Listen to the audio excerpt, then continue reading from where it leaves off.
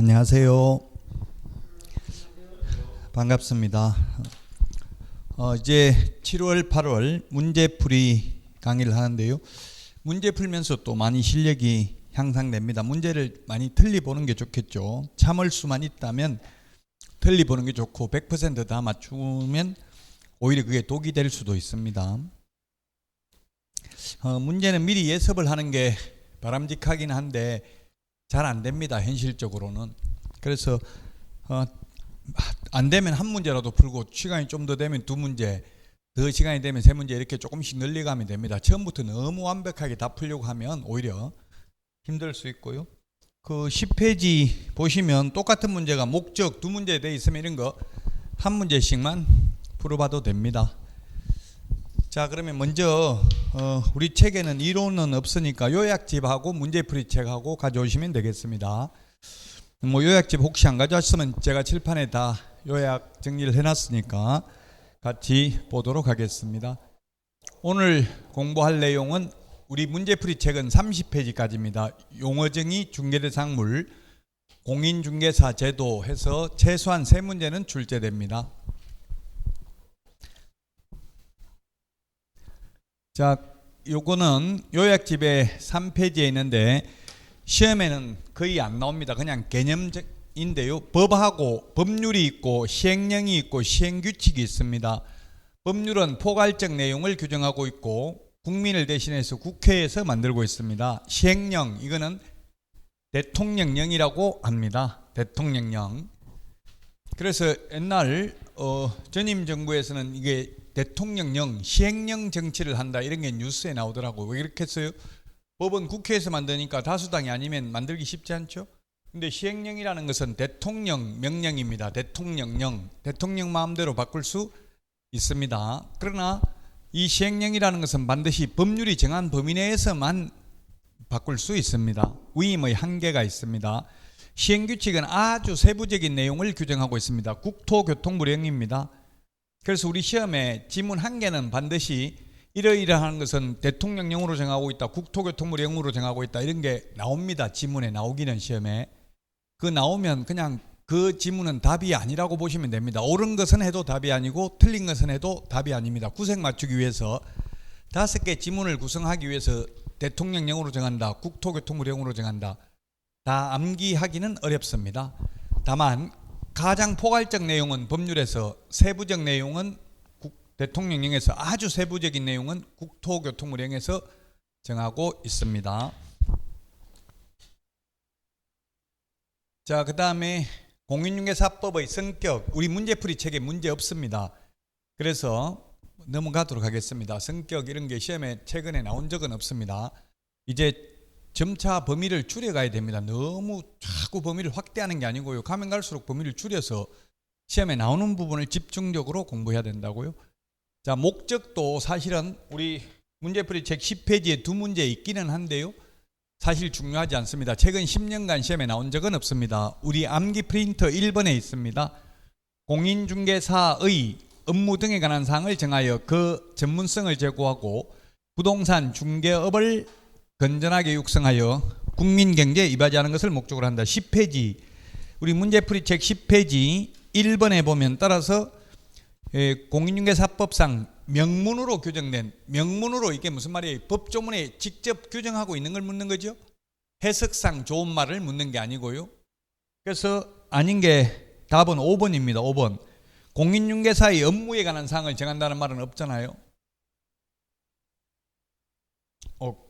공인중개사의 업무, 지금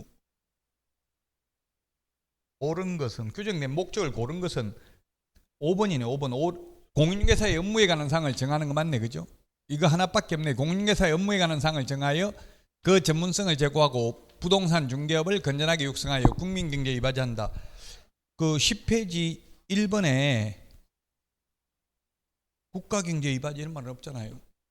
국민경제에 이바지. 이게 말도 안 돼. 이게 말장난이라고요. 그래서 이거 시험에 내면 저도 헷갈려요. 이게 단순히 암기해야 됩니다. 암기 프린트 1번에 있습니다. 그래서 명문으로 규정된 목적 이렇게 한 거예요. 명문. 직접 법조문에 있는 것은 해석상 풀지 말고요. 1번에 10페이지 1번에 답은 5번입니다. 5번. 공인중개사의, 이게 논리적으로 보면 사실은 말이 안 돼요. 그래서 제가 설명 안 하고 싶을 때 또 해야 되는, 결국 공인중개사라는 것은 자격증만 취득한 사람이고 업무를 할 수 없습니다, 사실은. 근데 업무를 정한다는 말이 그 자체가 논리적으로 보면 모순이에요. 근데 시험에 뭐라고 돼 있어? 명문으로 규정된 목적, 법조문에 있는 그대로 답하라는 이야기 해석하지 말고, 그래서 암기하는 수밖에 없다. 공인중개사의 업무 등에 관한 사항을 정하여 그 전문성을 제고하고 부동산 중개업을 건전하게 육성하여 국민경제에 이바지하는 것을 목적으로 한다. 그러나 최근 10년간 시험에 나온 적은 없기 때문에 나중에 시험장에 가기 전에 암기 프린트 1번에 있으니까요, 꼭 1권은 보시기 바랍니다. 최근 10년간 안 나온 거는 신경 안 써도 됩니다. 우리 문제풀이 책 10페이지 2번에 있는 문제는 풀지 않겠습니다. 똑같은 문제예요. 같은 목적. 여기 지금 칠판에도 적어놨지만 이렇게 좋은 말이지만 이 국민재산권 보호, 공공복리, 토지공개념 이런 말이 법 조문에 없다고요. 그래서 이게 다 목적이 아닌 겁니다. 이런 말은 좋은 말이지만 이런 게 시험에 나오면. 자, 이제 우리 문제풀이 책은 11페이지에 있는데 용어의 정의, 여기서부터 이거는 반드시 시험에 나옵니다. 용어의 정의. 2차 과목은 다 용어 정의를 해놨습니다. 이걸 보통 인문학에서는 조작적 정의라고 하는데요, 국어사전적 의미가 아닙니다. 이 법에서만 쓰는 용어입니다. 그래서 용어 정의를 해놓은 거예요. 중개, 그냥 국어사전에 중개를 검색해 보면 그냥 아무 물건이나 소개하는 것, 중개, 가운데 중자, 끼일 깨자, 사람들 사이에 끼어서 소개하는 게 중개입니다, 국어사전적으로. 그러나 우리 공인중개사법에서는 아무 물건이나 소개하면 안 되고 반드시 뭘 소개해야 된다? 중개대상물을 소개해야 됩니다. 그래서 중개대상물이 아닌 자동차를 소개해도 이 법상 중개 아닙니다. 권리금을 소개해도 이 법상 중개가 아닙니다. 그래서 권리금 알선하고 받는 수수료는 중개보수가 아니기 때문에 10% 20% 받아도 됩니다. 준다면. 중개보수는 최대, 중개를 했으면 중개보수가 적용되잖아요. 중개보수는 최대 0.9%밖에 못 받습니다. 그러나 중개가 아니기 때문에 자동차 소개하고는 자동차 소개 알선 수수료 1,000만 원, 2,000만 원 받아도 상관없습니다. 중개가 아니기 때문에 반드시 중개 대상물을 알선해야 되고요, 거래 당사자 간에 알선해야 됩니다. 매매, 교환, 임대차뿐만 아니라 그 밖의 권리의 득실 변경에 관한 행위를 알선하는 것을 중개라고 합니다.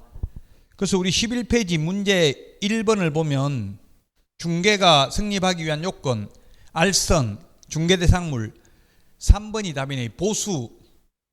보수는 상관없다고요? 보수를 받으면 중개업이에요, 업. 그래서 여러분들이 자격증을 따는 이유는 뭐예요? 중개 보수 받고 중개하려고 자격증 따는 거죠? 보수 받고 중개를 업으로 하는 거 중개업입니다. 중개업. 그래서 중개는 아무나 해도 되고 중개를 업으로 한다 이 말이 뭐예요? 직업으로 한다는 얘기죠. 돈 받으면 직업이잖아요. 계속 받으면. 직업으로 하는 거는 중개업입니다. 중개업. 그래서 무자격자라 하더라도 공인중개사 자격증을 취득하지 않았다 하더라도 중개는 할 수 있습니다. 아무나. 중개는. 단 중개업은, 즉 보수를 계속적으로 받는 거는 개업공개사만 할 수 있습니다. 그래서 11번에 1번의 답이 3번입니다. 보수를 받았을 것. 중개는 보수하고는 상관없잖아요. 보수라는 말은 없잖아요. 보수는 중개업하고 관련된 거예요. 중개업. 그래서 11페이지 1번의 답 3번이 되겠고요. 자, 그러면 그 밖의 권리의 득실 변경이라고 했는데 그 밖의 권리가 시험에 나왔는데 소유권, 지상권, 지역권, 전세권, 이 중에서 민법 시험에서도 이 중에서 저당권이 시험에 오히려 많이 나옵니다. 한 3문제 가까이 나옵니다. 민법, 물권법에서도. 왜냐하면 현실적으로 저당권 설정은 거의 다 해봅니다. 살아가면서. 근데 저도 아직까지 지역권, 지상권, 전세권 이런 건 한 번도 해본 적 없습니다. 저는 소유권하고 저당권만 해봤어요. 부동산 취득하면 소유권 이전 등기 하잖아요. 그 저당권 설정 등기. 그래서 시험에 이게 10번 이상 나왔는데 저당권 등 담보물권도 그 밖의 권리에 해당된다. 이게 무슨 말이냐면 중개사무소에서 대출을 알선하면 대출 커미션을 받아요. 매수인들이 거의 대출 받잖아요. 살려면 그 은행에 대출을 알선하면 대출 커미션을 받는데 그 대출 커미션이 중개보수예요. 중개보수. 그래서 개업공개사는 그 대출 커미션을 받아도 돼요. 중개기 때문에 이게. 그러나 무등록 중개업자가 대출을 알선하고 커미션을 반복적으로 받으면 무등록 중개업자로 처벌받는다는 대법원 판례가 있습니다. 예, 그래서 저당권도 중개상권리에 해당되고요. 유치권도 중개상권리에 해당됩니다. 유치권도. 나머지는 참고로 보시면 되겠습니다. 이거 깊이 하려고 하면 민법, 물권법 다 해야 돼요. 이거 하루 종일 설명해도 다 못한다고요? 범위를 자꾸 줄여야 된다고 했죠, 이제는. 자, 그래서 기출됐던 지문들에서 80% 이상 시험에 나오니까요. 기출 지문을 보도록 하겠습니다. 지역권 설정을 알선하는 행위도 중개에 해당된다. 지역권, 지상권, 저당권 다 중개상권리라고 했죠? 소유권 맞습니다. 자, 그 다음에 저당권 포함되지 않는다. X 기출문제 나왔잖아요. 저당권 등 담보물권도 그 밖의 권리에 해당되며 그 저당권이 비록 금전 소비대차 알선에 부수하여 이루어졌다 하더라도 달리 볼 것도 아니다. 달리 볼 것도 아니다. 역시 중개에 해당된다는 이야기입니다. 그래서 중개사무소에서 대출 알선하고 커미션 받아도 불법이 아니라고요. 중개보수이기 때문에. 자, 그 다음에 중개행위는 사실행위고요. 중개계약은 법률행위입니다. 뭐 여러분들이 민법 총칙에서 법률행위 나오죠. 중개계약은 법률행위고 중개행위는 사실행위입니다. 저는 그냥 결론만 말하고 넘어가겠습니다. 법률행위도 설명하려면 1시간 설명해야 돼. 법률행위. 그래서 중개행위는 사실행위고 민법의 총칙에 나오는 행위죠. 중개계약은 법률행위입니다. 자, 그 다음에 여기 시험에 주관적 이런 말 나오면 무조건 X입니다. 주관적 무조건 X예요. 주관적이라는 건 뭐예요? 주인 관점에서 바라보는 게 주관적. 객관적이라는 말은 고객 관점에서 바라보는 게 객관적이죠. 그래서 중개행위에 해당되는지는 주관적으로 판단하는 게 아니라 객관적으로 판단합니다. 우리 시험이 객관식 시험이지 주관식 시험이 아니죠. 그래서 주관적 나오면 무조건 X입니다. 시험에. 공인중개사법 시험에 주관적이라는 말 나오면 무조건 X다. 이게 뭐냐면 옛날에는 그랬어요. 요즘은 뭐 폰뱅킹, 스마트폰 뱅킹 이렇게 하지만 옛날에는 중개사무소에 돈을 맡겨놨어요. 매도인한테 전달해달라고 매수인이. 저도 기억이 나는데 옛날에 막 산꼭대기까지 집 세워드리려고 산꼭대기까지 올라갔는데 개업공개에서 따라갔는데 가니까 집 나가고 없다 이러더라고. 그때 옛날에는 정부가 그 전화도 없었는지 직접 한 1km 되는 거 걸어서 갔더니만 이미 나가고 없다 이러더라고. 허탈하더라고요. 공신력이 실추되죠. 개업공개에서 일 못하는 것처럼 보이죠. 그때는 왜 그랬는지 모르겠어요. 아마 핸드폰 이런 것도 없었어요. 집 전화만 있고. 지금 제가 직장을 그만둘 때만 해도 삐삐 차고 다녔었는데 저도 거의 한 2008년, 9년, 2008년 이 정도까지만 해도 핸드폰도 없었던 것 같아요. 한 20년도 안 됐어요. 핸드폰 생긴 지. 그러니까 그래서 그 당시는 한 20년 전만 해도 중개사무소에다 돈을 맡겨놨다고 중도금 매도인한테 전달해달라고 맡겨놨는데 실장이 돈 떼먹고 도망가 버렸어요. 만약 왜 중개행위 이게 중요하냐면 중개행위와 관련된 중개사고는 개업공개사가 책임있고 보험금 지급 대상이 된다고요. 그 돈 뜯긴 매수인이 물어내라 사장 보고. 그러니까 사장이 내가 직원한테 시켰냐 돈 떼먹으라고. 내 자식도 내 마음대로 못하는데 직원이 돈 떼먹고 지금 안 나오는데 내가 왜 책임지냐 이렇게 했는데 판례는 그건 네 주관적 생각이고 객관적 손님 입장에서 판단해야 된다고. 손님은 그 실장을 평소 알아서 개인적인 친분이 있어 맡긴 게 아니라 부동산 간판 보고 맡긴 거다. 그래서 객관적으로 중개행위인지를 판단해야 된다. 중개행위에 해당된다. 결론은 직원이 떼먹어도. 그래서 보험금 지급 대상이 된다. 그런 판례라고 이게 이 내용이. 그래서 주관적이지 않고 객관적으로 중개행위에 해당되는지를 판단한다. 중개행위 아니면 사장이 책임질 필요 없죠. 실장이 퇴근하고 나이트클럽에서 부킹하다 싸움해가지고 손에 입혔다 하더라도 사장은 중개행위가 아니니까 책임질 필요가 없죠. 공인중개사법 제15조에 보면 고용인, 직원의 업무상 행위는 그를 고용한 개업공개사의 행위로 본다. 직원이 업무상 행위를 했다면 사장이 한 걸로 보고 책임져야 된다고요? 그 업무상 행위인지 여부도 객관적으로 판단해야 된다고요? 뭐가 업무상 행위인지. 자, 그 다음에 중개 행위에는 쌍방 당사자로부터 의뢰받은 중개하는 경우뿐만 아니라 일방 당사자 의뢰에 의하여 중개하는 경우도 포함된다. 이게 무슨 말이냐면 공동 중개를 하면 개업공개사 2명이 개입됐으면 매수측 개업공개사가 있고 매도측 개업공개사가 있잖아요. 그럼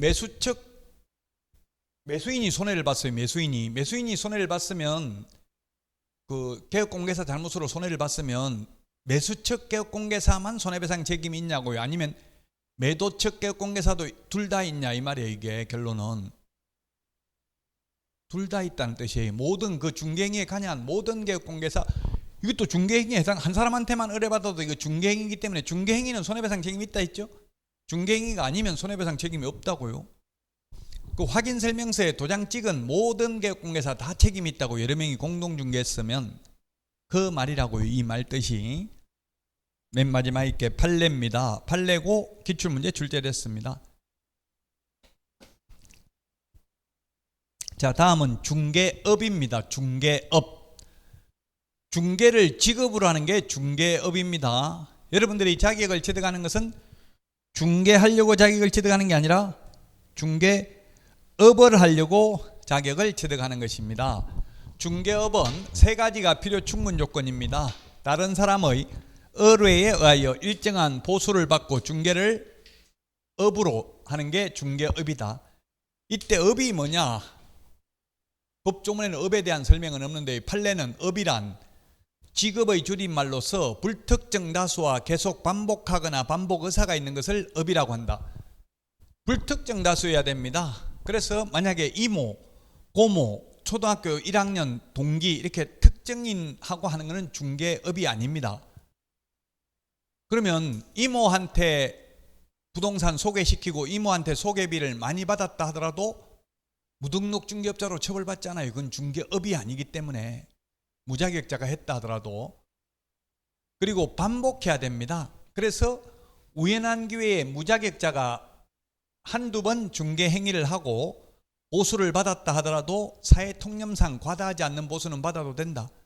왜? 업으로 한 게 아니기 때문에, 우연히 한두 번 했기 때문에.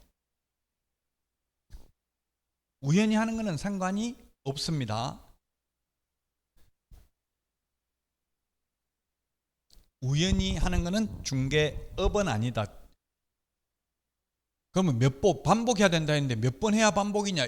10번 하면 반복이고 9번 하면 반복 아니다. 이렇게 단정적으로 말할 수는 없고 사회통념상 판단해야 된다. 거래 규모, 횟수, 태양, 받은 보수 등을 종합적으로 고려하여 직업인지 여부를 판단해야 된다. 예를 들어서 10번 했다 하더라도 한 번 할 때 10,000원씩 받았다면 1년에 10만 원 벌어가지고 직업이라고 보기는 어렵겠죠. 근데 한 건에 1,000만 원씩 받았다면 3건만 해도 3천만 원 1년에 벌었다면 연봉이에요. 그건 직업으로 볼 수도 있다. 중개는 아무나 해도 되고 중개업은 개업공개사만 할 수 있습니다. 11페이지 2번 문제 보겠습니다.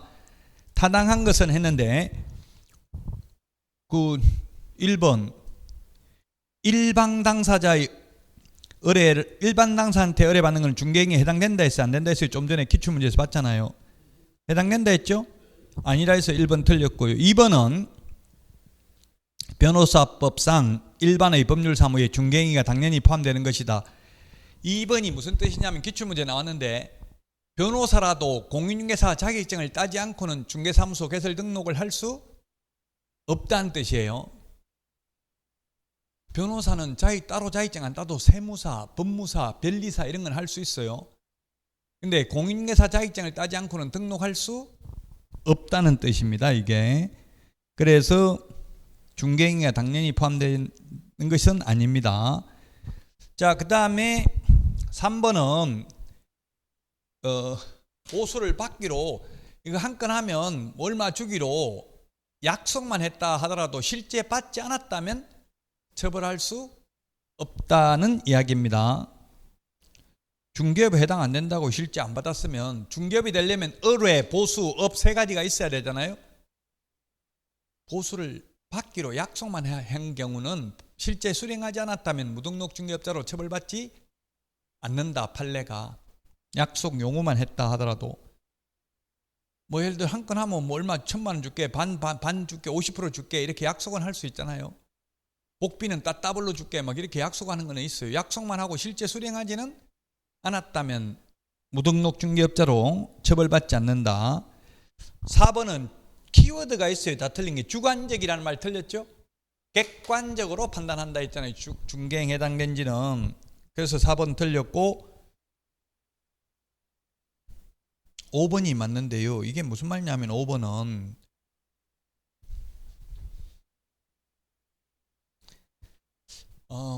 이게 무슨 이야기냐면요.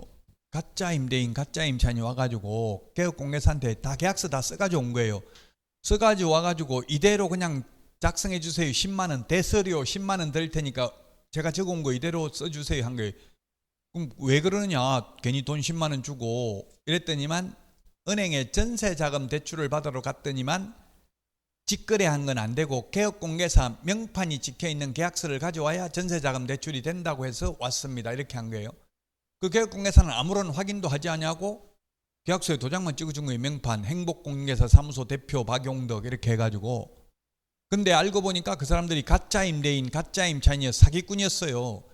그래서 은행 대출만 받아가 먹어버리고 갚지를 않았을 경우에 은행이 개업공개사를 대상으로 손해배상 청구한 거예요. 네가 진짜 임대인 임차인 맞다고 해서 난 대출해줬다 이렇게 한 거예요. 그 개업공개사가 손해배상 책임이 있다는 판례에 직접 임대인이 임차인인지 확인하지 아니한 과실이 있으므로 5번이 맞아요. 판례입니다. 판례가 있어요. 그 어떻게 해야 되겠어요? 신분증하고 등기사항증명서, 등기필 정보 최소한 3개는 확인해야 되겠죠. 진짜 본인이 맞는지.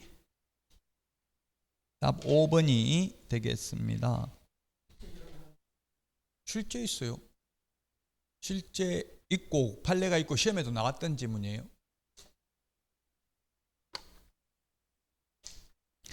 그러니까 모르는 사람이 와서 10만 원 줄 테니까 원칙적으로 대서를 하는 거는 행정사법 위반이에요. 중개를 완성한 때만 계약서를 적어야지 중개 완성도 안 하고 그냥 대서만 하는 거는 행정사법 위반이라고요. 중개 완성을 해야만 계약서를 쓸 수 있습니다. 자, 또 기출문제 지문들 보겠습니다.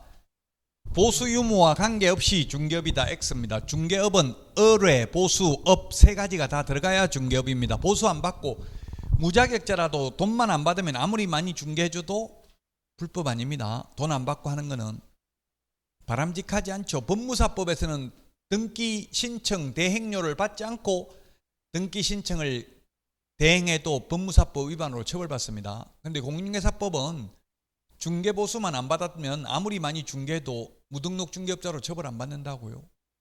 개업공개사 입장에서는 바람직하지는 않습니다만 법에 그렇게 되어 있다고요. 보수를 받아야 중개업이다.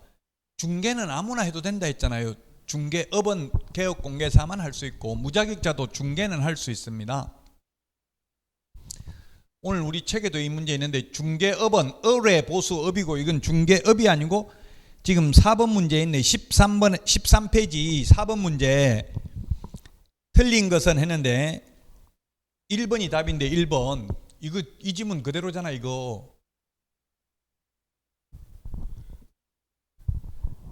지문 똑같은 거잖아. 요 지문이죠. 두 번째 지문이잖아요. 지금 13번에 4번에 1번 맞죠? 중개업이 아니고 이게 뭐예요? 이거 중개죠. 중개업은 뭐였어요? 의뢰, 보수, 업 3가지가 들어가요. 중개업이라고요. 이건 중개에 대한 설명입니다. 중개. 그래서 이거 틀렸고요. 보수 유무와 관계없이 X입니다. 우연히 단 한 번만 해도 중개업에 해당하지 않는다. 반복해야 된다. 반복은 몇 번 해야 된다. 단정적으로 말할 수는 없다. 종합적으로 사회통념상 판단해야 된다. 중개사무소 등록하고 안 하고 상관없이 중개업은 의뢰, 보수, 업 3가지가 들어가면 중개업이에요. 물론 그래서 등록하지 않고 이렇게 중개업을 한 자를 우리는 흔히 동네말로 무등록 중개업자라고 해서 처벌은 받아요. 근데 중개업은 중개업이에요. 자격증 안 따고 해도 의뢰, 보수, 업 3가지가 들어가면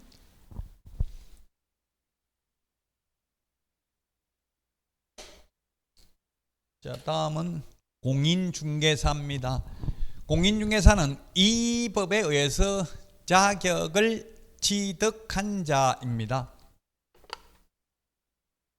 시험에 자격을 취득하여 중개업을 영위하는 자를 말한다. X입니다. 지금 현재 우리나라의 공인중개사는 55만 2천 명입니다. 그 중에서 개업을 한 개업공개사는 11만 2천 명입니다. 5명 중에 1명 개업했습니다. 지금 현재.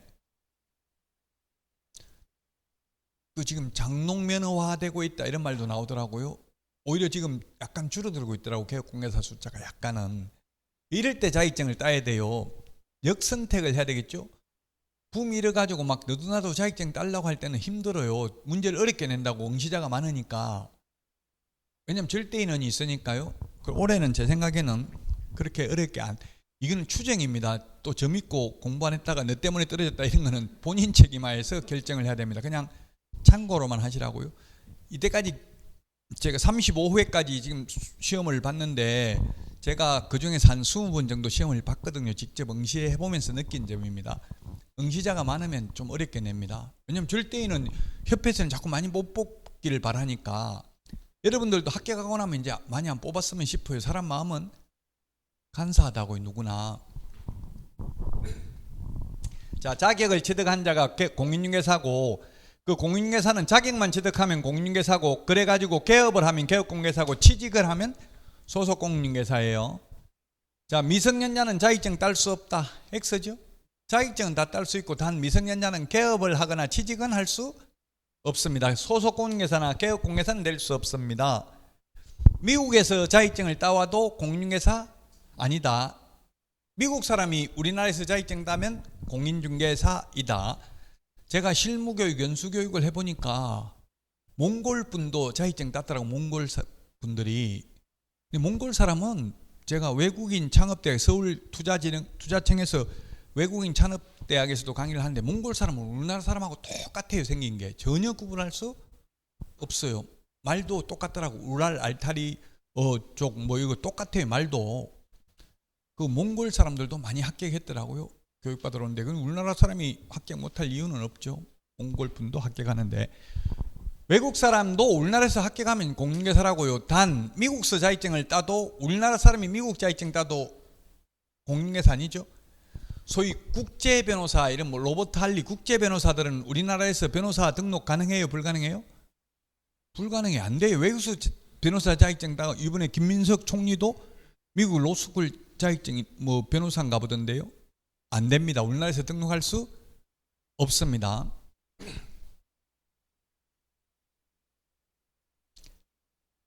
자, 그 다음에 외국인은 공인중개사가 될 수 없다. X. 외국 사람도 우리나라에서 합격하면 공인중개사라고요. 우리나라 사람이 외국 가서 자격증을 따도 공인중개사 아니다. 그 말은 외국서 딴 자격증 가지고는 우리나라에서 개업할 수 없다. 외국 사람도 우리나라에서 자격증 따면 개업할 수 있다 이 말이라고요. 이게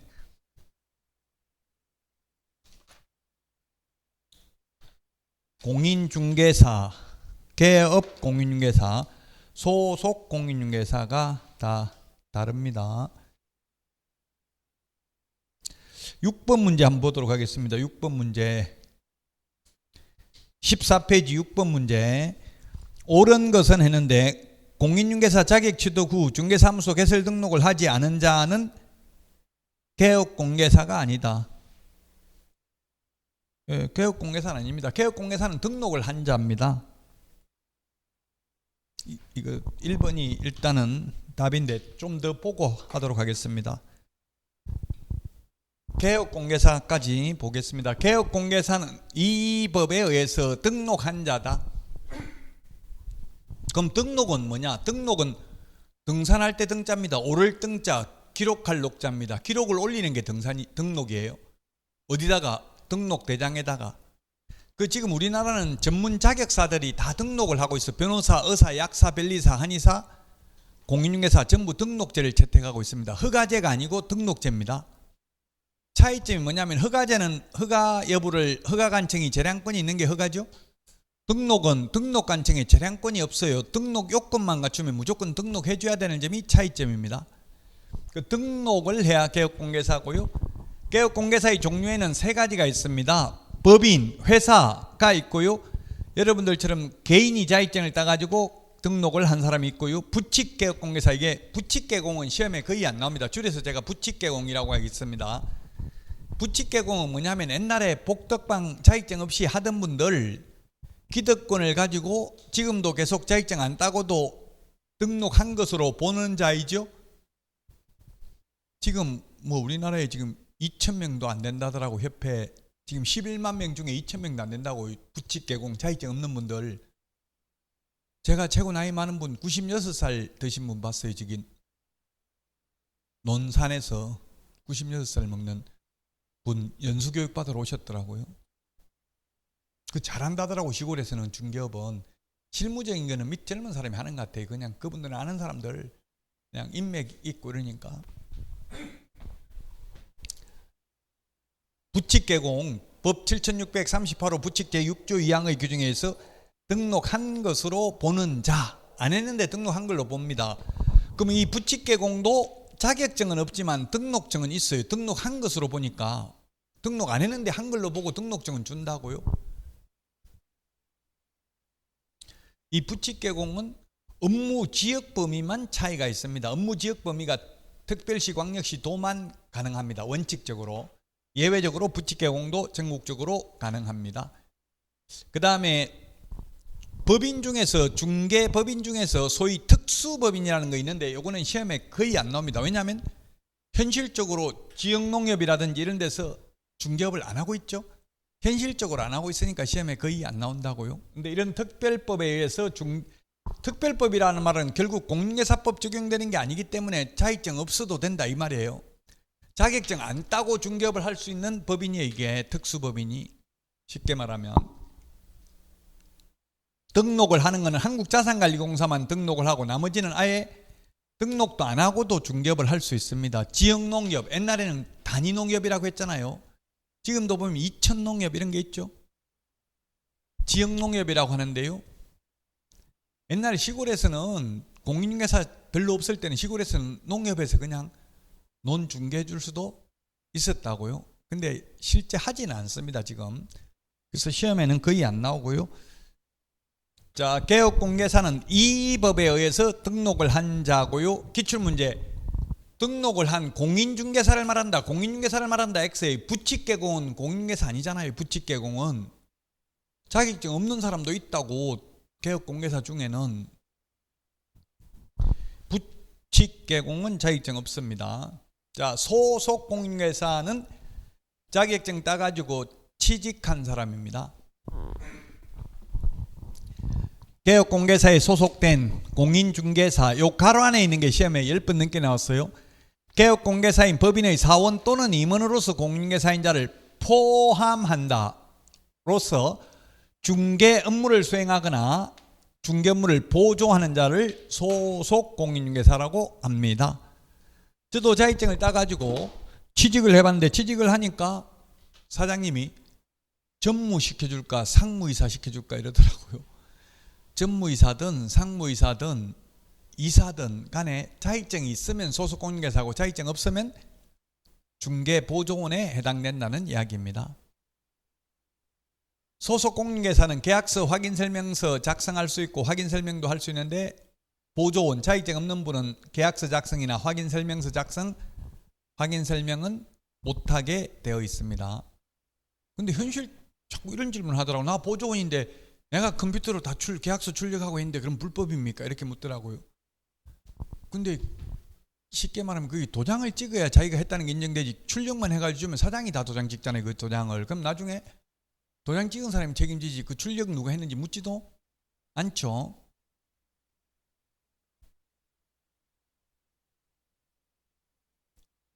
자, 기출문제입니다. 소속 공인중개사란 법인인 개업공개사에 소속된 공인중개사만을 말한다. 기출문제 이렇게 나왔어요. 만, 뿐, 한하여, 절대로 이런 단서가 붙어 있으면 80% 이상 그 지문은 X입니다. 법인, 회사에 취직할 수도 있고 개인 개업공개사 밑에 취직할 수도 있고 부칙개공에 취직할 수도 있죠. 만 때문에 틀렸습니다. 만.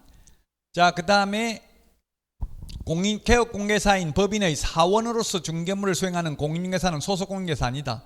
사원이든 임원이든 상무이사든 전무이사든 자격증 땄으면 소속공인중개사, 자격증 없으면 중개보조원이라고 실장이든 누구든 간에 X입니다. 소속공인중개사입니다. 자격증 따가지고 취직을 한 상무이사든 전무이사든 실장이든 과장이든 대리든 주임이든. 중개업소 직원은 평사원은 없더라고요. 최하 주임이라도 주더라고요. 주임이라도 22살 이런 분은 주임이더라고요. 23살 되니까 과장, 24살 되니까 부장, 이렇게 뭐 진급은 잘 돼요. 개업공개사인 법인의 사원으로서 중개업무를 수행하는 공인중개사는 소속공인중개사이다. 맞죠? 사원이든 임원이든, 여기서 사원, 우리 공인중개사법에서 사원이라는 말은 한명 합자회사의 무한책임사원을 말합니다. 주식회사 임원과 같은 지위에 있는 사람을 말합니다. 공인중개사법은 임원하고 사원이 같은 지위에 있다고요? 일반 주식회사는 상무이사 밑에 평사원이 있잖아요. 그게 아니라고. 여기서 우리 공인중개사법에서 사원은 말을 생략해놨는데 한명 합자회사의 무한책임사원을 말한다, 이렇게 되어 있습니다. 자, 중개보조원은 공인중개사가 아닌 자로서 개업공개사에 소속되어 현장 안내 및 일반 서무 등 단순한 업무를 보조하는 자를 말합니다.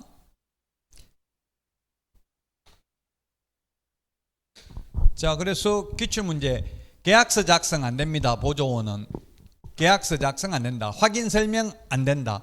확인설명서 작성도 못한다. 중개업무는 할 수 없기 때문에 현장 안내는 가능합니다. 자, 그러면 이제 문제 아까 14페이지 6번 문제 1번이 답이라고 했고요. 그 다음 2번은 우연히 한두 번 한 거 가지고 업이라고 볼 수는 없다고 했죠.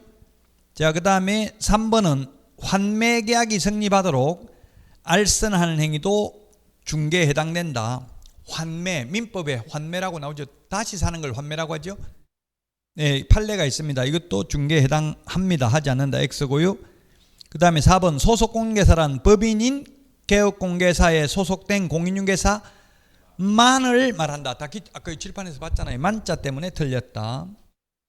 자, 그 다음에 5번도 확인설명 의무는 하면 안 된다 했죠. 확인설명.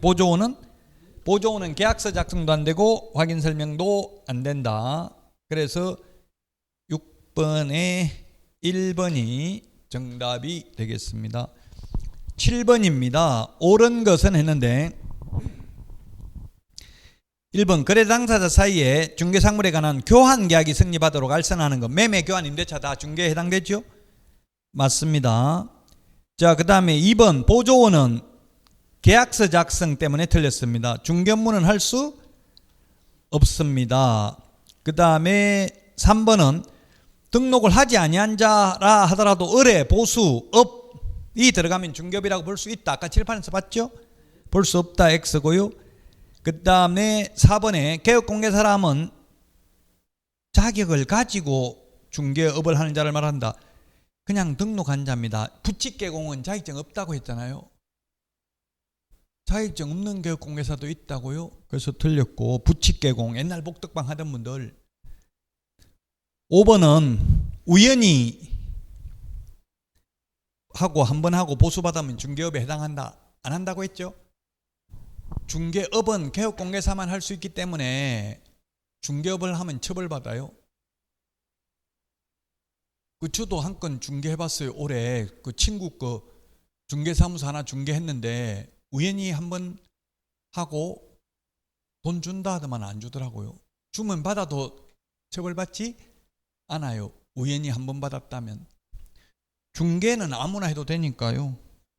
그래서 7번에 1번이 되겠습니다. 자, 그 다음에 8번 보도록 하겠습니다. 8번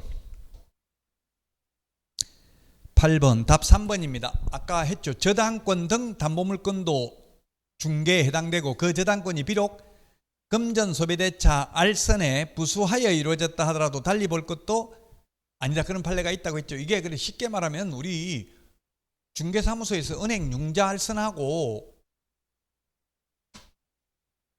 그 은행으로부터 커미션 받는 게 불법이 아니라고. 그게 중개보수기 때문에 은행에는 다 담보로 잡고 빌려주잖아요, 돈을. 그래서 3번입니다. 3번. 그 저당권이 중개상권리에 해당된다가 시험에 10번 넘게 나왔다고 했죠. 자, 그 다음에 9번입니다. 9번. 틀린 것은 했는데 1번이네. 중개업은 뭐였어요? 의뢰, 보수, 업 세 가지가 들어가야 중개업이다. 의뢰, 보수, 업 세 가지가 들어가야 중개업이다. 다른 사람의 의뢰에 의해서 일정한 보수를 받고 중개를 업으로 하는 것을 중개업이라고 합니다. 중개란 중개 대상물에 대하여 거래 당사자 간의 매매, 교환, 임대차 그 밖의 권리의 득실병행에 관한 행위를 알선하는 것을 중개라고 합니다.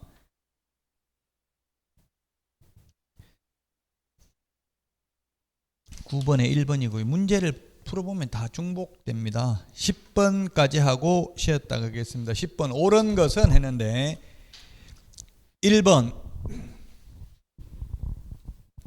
개업공개사인 법인의 임원으로서 공인중개사인 자가 중개업무를 수행하는 경우에는 개업공인중개사에 해당된다. 소속공개사죠. 취직해가지고 있잖아요. 법인의 임원으로서 하니까 개업공개사가 아니라 소속공인중개사고요. 그 다음에 2번은 보수를 받지 않더라도 중개업에 해당된다. X죠. 중개업은 다른 사람의 의뢰에 의하여 일정한 보수를 받고 중개를 업으로 하는 경우만 중개업입니다. 그래서 틀렸고요. 3번 지역권, 저당권, 유치권 전부 중개상권리에 해당된다 했죠. 지상권, 지역권, 용익물권 다 해당됩니다. 소유권. 그래서 3번 틀렸고 4번 공인중개사가 개업공개사에 소속되어 개업공개사의 중개업무와 관련된 단순한 업무를 보조하는 경우에는 보조원에 해당한다. 공인중개사가 이 말이 틀렸죠. 자격증 없는 사람이 보조원이라고. 자격증 따가지고 보조하는 사람은 소속공인중개사죠. 소속공인중개사도 보조할 수도 있잖아요. 중개업무도 할 수 있고. 그래서 4번 틀렸고 5번은 공인중개사 자격을 취득한 자는 등록 여부와 관계없이 공인중개사에 해당한다. 예, 자격을 취득한 자 공인중개사입니다. 자격 취득해서 취직한 사람이 소속공인중개사, 자격 취득해서 개업을 한 사람이 개업 공인중개사가 되겠습니다.